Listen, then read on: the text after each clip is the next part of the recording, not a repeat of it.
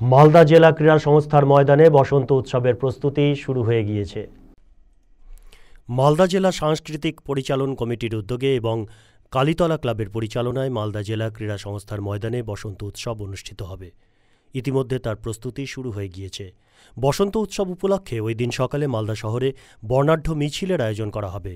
সারা শহর পরিক্রমা করে মিছিলটি মালদা জেলা ক্রীড়া সংস্থার ময়দানে শেষ হবে। সেখানে নাচ গান সহ বিভিন্ন সাংস্কৃতিক অনুষ্ঠানের মধ্য দিয়ে বসন্ত উৎসব পালন করা হবে বলে জানান মালদা জেলা সাংস্কৃতিক পরিচালন কমিটির সভাপতি প্রসেনজিৎ দাস। আমাদের প্রতি বছরই মালদা জেলা সাংস্কৃতিক পরিচালন কমিটির উদ্যোগে কালীতলা ক্লাব এবছর আমাদের সহযোগিতায় আমাদের বসন্ত উৎসব মালদা ডিএসএ ময়দানে অনুষ্ঠিত হয়। 25শে মার্চ সোমবার বসন্ত উৎসব অনুষ্ঠিত হচ্ছে ডিএসএ ময়দানে।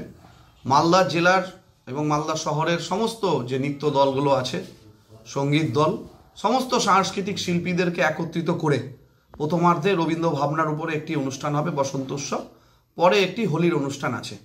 ফলে আমরা আপামর যারা মালদার সংস্কৃতি প্রেমী মানুষ এবং নতুন প্রজন্মের ছেলেমেয়েরা মূলত এই অনুষ্ঠানে যোগ দেয়, আমরা সকলকে আমন্ত্রণ জানাচ্ছি। সবাই আসবেন এই রঙিন বসন্ত উৎসবে, সকলে আনন্দে মেতে উঠি। সকলের সাদর আমন্ত্রণ। মালদা টুডে।